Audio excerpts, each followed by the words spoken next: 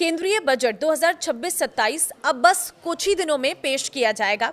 वित्त मंत्री निर्मला सीतारमण 1 फरवरी 2026 को रविवार के दिन लोकसभा में इसे पेश करेंगी और इस बार का बजट बहुत सारी उम्मीदें लेकर आने वाला है। क्या सस्ता होगा, क्या महंगा होगा और किस सेक्टर को कितना बजट मिलने का अनुमान है, आज उसी पर चर्चा करेंगे। इस वीडियो में लास्ट तक बने रहिएगा। नमस्कार, मैं हूं आपके साथ ममता तिवारी और आप देख रहे हैं न्यूज़ 18 का डिजिटल प्लेटफॉर्म। देखिए, वित्त मंत्री निर्मला सीतारमण का ये नवा बजट है लगातार, जो स्वतंत्र भारत के इतिहास में एक बड़ा रिकॉर्ड है। इससे पहले मोरारजी देसाई ने सबसे अधिक 100 बार बजट पेश किया था, जिनमें से 8 पूर्ण बजट जबकि 2 अंतरिम बजट थे। सबसे खास बात यह है कि आज़ादी के बाद पहली बार कोई बजट रविवार को पेश हो रहा है, जो काफ़ी ऐतिहासिक माना जा रहा है।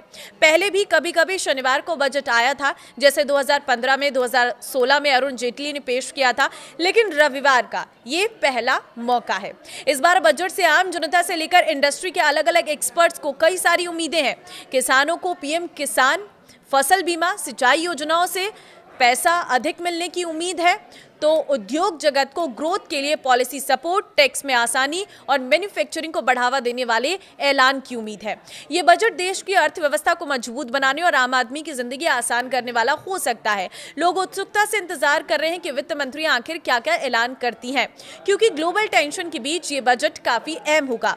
सबसे पहली चीज, टैक्स स्लैब में बदलाव की उम्मीद आप भी जरूर चाहते होंगे, क्योंकि एक्सपर्ट्स का मानना है कि इस बार सरकार पुरानी टैक्स रिजीम के स्लैब में बदलाव कर सकती है। अभी तक ओल्ड रिजीम में टैक्स जो स्ट्रक्चर है जस का तस बना हुआ है, जबकि नई रिजीम को लगातार अट्रैक्टिव बनाया गया है। कंजप्शन बढ़ाने के मकसद से सरकार मिडिल इनकम ग्रुप को राहत देने पर फोकस कर सकती है। दूसरी चीज है, टीडीएस रेट्स कम होंगे, क्योंकि ये सवाल उठ रहा है।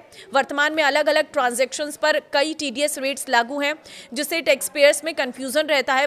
बजट 2026 में सरकार टीडीएस रेट्स को सरल बनाते हुए इन्हें 2-3 स्लैब तक सीमित कर सकती है, जिससे जो कंफ्यूजन है वो बिल्कुल भी क्रिएट नहीं होगा और ये बहुत आसान हो जाएगा। तीसरी चीज जो है, ओल्ड रिजीम में स्टैंडर्ड डिडक्शन बढ़ सकता है। नई रिजीम में स्टैंडर्ड डिडक्शन 75,000 रुपये कर दिया गया है, जबकि पुरानी रिजीम में ये अभी भी 50,000 रुपये है।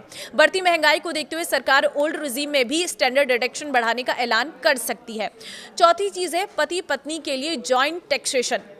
ICAI की सिफारिश पर सरकार पति पत्नी के लिए जॉइंट टैक्सेशन सिस्टम लाने पर विचार कर सकती है। इससे परिवार की कुल टैक्स लायबिलिटी कम होगी और टैक्स सिस्टम संतुलित बन सकता है। देखिए, पांचवी चीज है, LTCG टैक्स फ्री लिमिट में बढ़ोतरी। शेयर बाजार और म्यूचुअल फंड निवेशकों के लिए राहत की खबर आ सकती है। सरकार लॉन्ग टर्म कैपिटल गेन्स की टैक्स फ्री लिमिट को 1.25 लाख रुपए से बढ़ाकर 1.5 लाख रुपए कर सकती है। देखिए, बढ़ती महंगाई के बीच आम आदमी के लिए सबसे भारी बोझ घर और इलाज से जुड़ा खर्च माना जाता है।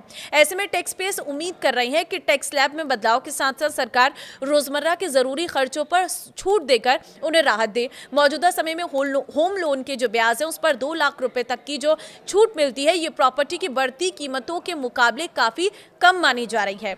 दूसरी चीज ये है कि बजट 2026 से मिडिल क्लास रोजगार से जुड़ी कई उम्मीदें लगाए बैठा है। उन्हें उम्मीद है कि सरकार बजट 2026 में रोजगार और स्किलिंग को प्राथमिकता देगी, जिससे नए रोजगार का सृजन होगा और मिडिल क्लास को इससे फायदा मिलेगा। रोजगार बढ़ने से घर में आमदनी बढ़ेगी। साथ ही अगर सरकार MSME लोन में युवाओं पर ध्यान देती है तो स्वरोजगार के कई नए रास्ते खुल सकते हैं। वरिष्ठ नागरिकों के लिए नई टैक्स स्कीम उतनी आकर्षक नहीं है। बुजुर्गों को स्वास्थ्य और इंश्योरेंस खर्चों पर राहत की जरूरत होती है। ऐसे में उन्हें मेडिकल खर्चों में सरकार की ओर से बड़ी राहत मिल सकती है। अगर ऐसा होता है तो बुजुर्गों को काफी फायदा होगा। उद्योग जगत का मानना है कि इस बार बजट में आर्टिफिशियल इंटेलिजेंस AI इंफ्रास्ट्रक्चर को प्राथमिकता मिलनी चाहिए। हैप्पीएस्ट माइंड्स के CEO के अनुसार भारत को केवल AI का उपभोक्ता नहीं बल्कि ग्लोबल लीडर बनने की दिशा में आगे बढ़ना चाहिए। इसके लिए स्वदेशी हार्डवेयर, डेटा सेंटर, स्टार्टअप्स को सपोर्ट, टैक्स इंसेंटिव्स और इसके साथ ही स्किलिंग प्रोग्राम की जरूरत है। बाजारों को भी बजट से उम्मीद है, क्योंकि निवेशकों को इनकम टैक्स में राहत करीब 11.512 लाख करोड़ के टैक्स खर्च और फिजिकल डेफिसिट को 4.4% के आसपास रखने की उम्मीद है। कुल मिलाकर बजट 2026 से यह अपेक्षा की जा रही है कि कि वो ग्रोथ, रोजगार और इनोवेशन तीनों को नई गति देगा। कई एक्सपर्ट्स का मानना है कि अगर बजट में एंट्री लेवल ईवी को टैक्स छूट, सब्सिडी और आसान फाइनेंसिंग के साथ शामिल किया गया तो ये देश के ईवी इकोसिस्टम के लिए गेम चेंजर साबित होगा। इससे घरेलू कंपनियों को उत्पादन बढ़ाने, नई तकनीक विकसित करने और रोजगार के नए अवसर बनाने का मौका मिलेगा। तो आपको क्या लगता है, इस बजट में क्या आना चाहिए जिससे आपको फायदा मिले?